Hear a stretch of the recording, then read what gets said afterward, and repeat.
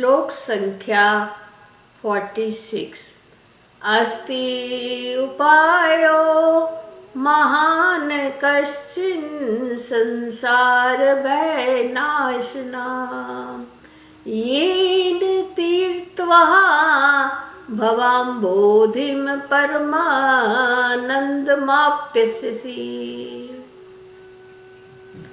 पिछले श्लोक में जैसे हमने पढ़ा कि गुरु जी के द्वारा हमें बताया गया कि आपको डरना नहीं चाहिए, संसार रूपी सागर को उतरने का उपाय है, वो मैं तुम्हें बताता हूँ। अब यहाँ पर भी इस श्लोक में भी भगवान ये कह रहे हैं अस्ति, अस्ति में है उपायो, उपाय किसका? महान महान महान संसार जो है, ये संसार जो बहुत बड़ा है, उस कश्चिन, कश्चिन मैंने कोई, एक, कश्चिन संसार भय नाशना, इस संसार रूपी भय का नाश करने का कश्चिन मैंने कोई महान उपाय है।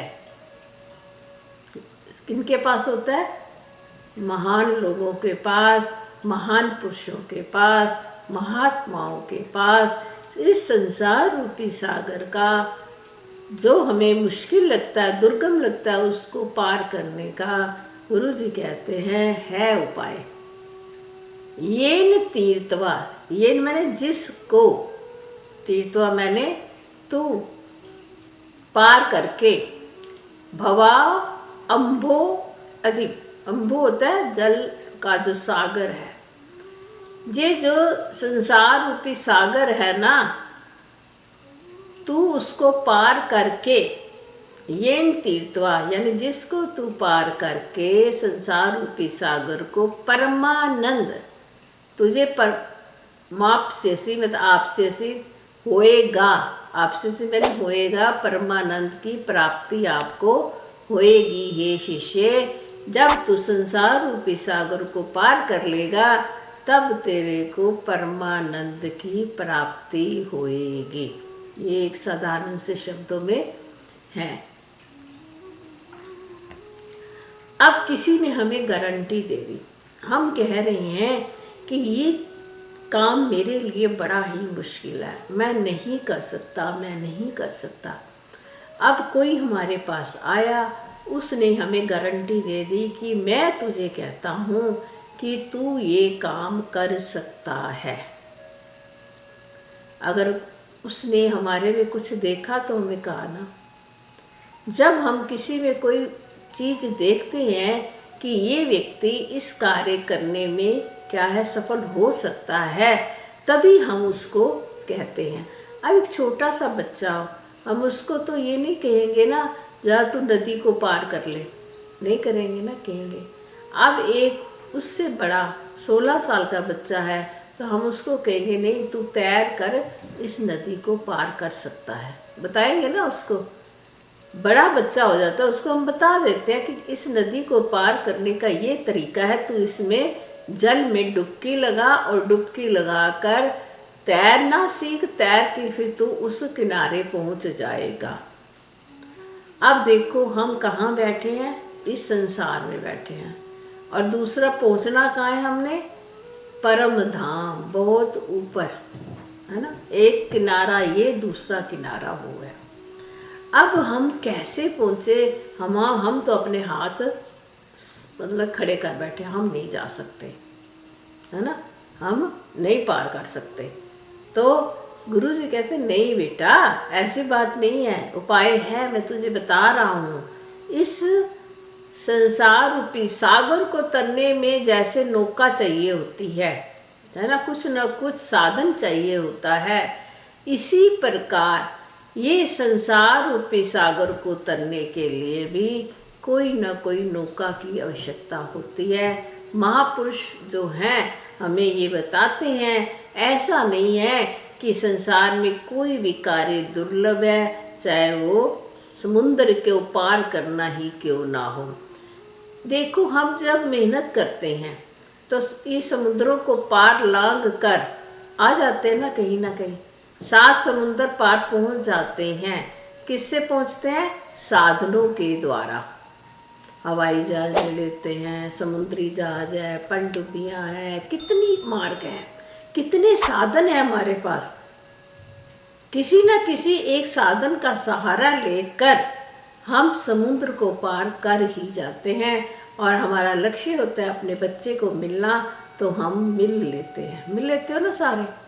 कहाँ कहाँ, अमेरिका, इंग्लैंड हो, यहाँ आप कोई वहाँ बैठा रहो और तुम्हारे पास कोई साधन नहीं है, तुम्हारे पास कोई धन नहीं है, तो तुम अमेरिका कैसे पहुँचोगे इंडिया से। परंतु आपको पता है साधन है, परंतु मेरे पास संपत्ति होनी चाहिए।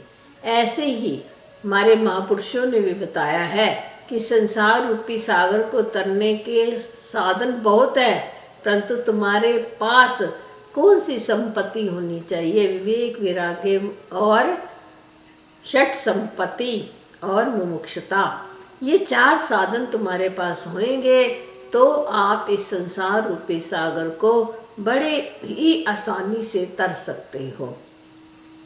साधन है ना तरने के, परंतु संपत्ति नहीं हमारे पास इकट्ठी की हुई। हमारे पास षट संपत्ति कौन सी नहीं है। हमारे पास शम नहीं है, हमारे पास दम नहीं है, हमारे पास तितिक्षा नहीं है, हमारे पास उपरति नहीं है, हमारे पास श्रद्धा नहीं है ना।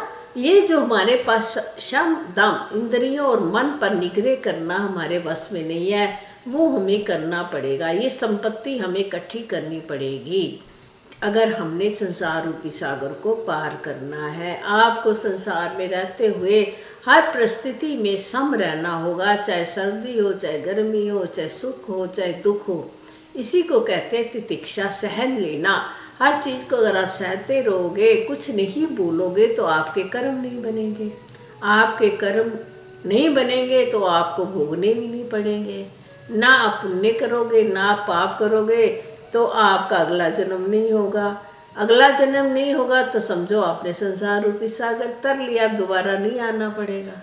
यही है ना, ये इसी ऐसे ही तरोगे ना जब आपके पास ये जो विवेक, वैराग्य, षट संपत्ति और मुमुक्षुता, मोक्ष की इच्छा तुम्हारे मन में होगी कि मैंने अब यहाँ पर वापस नहीं आना।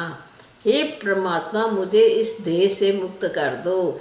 ये देह में बंधन ही बंधन है। जैसे हम देह में आते हैं तो संसार रूपी बंधन हमको घेर लेते हैं। अगर जीते जी हम इस देह से मुक्त हो जाएं तो समझो आज ही हम मुक्त हैं, परंतु नहीं होते। देह के जो बंधन हैं हमें बहुत तंग करते हैं। ये देह हमें बहुत तंग करती है, और देह के साथ जो हमने संबंध बना रखे हैं, अपने सगे संबंधी, अपने बच्चे, वो जो भी हमारे संबंध हैं इस देह के, वो हमें ये संसार रूपी सागर से पार जाने नहीं देते। वो बंधन बन जाते हैं। कभी मोह का बंधन आ जाता है, कभी माया का बंधन आ जाता है, कभी क्रोध का बंधन आ जाता है। जब तक हम इन सब बंधनों से अपने आप को नहीं छुड़ाएंगे, तब तक हम संसार रूपी सागर तैर नहीं सकते। इसीलिए तो हम बार बार आ रहे हैं। पता नहीं कई जन्म हो गए हैं हमें यहाँ पर आते हुए इस लोक में, और हमें अभ्यास हो गया है इसी लोक का। बच्चा पैदा होते ही देखो माँ की कोख में कैसे एकदम, क्योंकि उसको अभ्यास है कि उसको भूख का अभ्यास होता है, वो माँ को ढूंढता है, माँ के सीने में चिपट चिपट कर। उसको कैसे पता कि यहीं से मेरी जो भूख है मिटेगी, मुझे यहीं से प्राप्ति होगी खाने की। उसको अभ्यास है ना पिछले जन्मों का। हमें इस चीज़ का अभ्यास याद रहता है, परंतु क्योंकि ये अभ्यास हमने जन्म जन्म से किया है, परंतु परमात्मा की ओर चिंतन करना, परमात्मा का चिंतन करना, परमात्मा की ओर ध्यान करना, परमात्मा में श्रद्धा भाव रखना, महान लोगों का संग करना और उनकी बातों को मानना, शास्त्रों की बात को मानना, ये हमें क्या है, हम इससे दूर ही रहते हैं। और जो संसार से हम इतने बंधनों में, इतने आकृष्ट हैं संसार की चीज़ों में, इसलिए हमें अभ्यास रहता है, और आते ही हम फिर वही कार्य करना आरंभ करते देते हैं। जब माता के गर्भ में होते हैं तब कहते हैं, हे प्रभु मुझे इस गर्भ से, नरक से छुड़ा लेंगे तो मैं तेरा ध्यान करूँगा।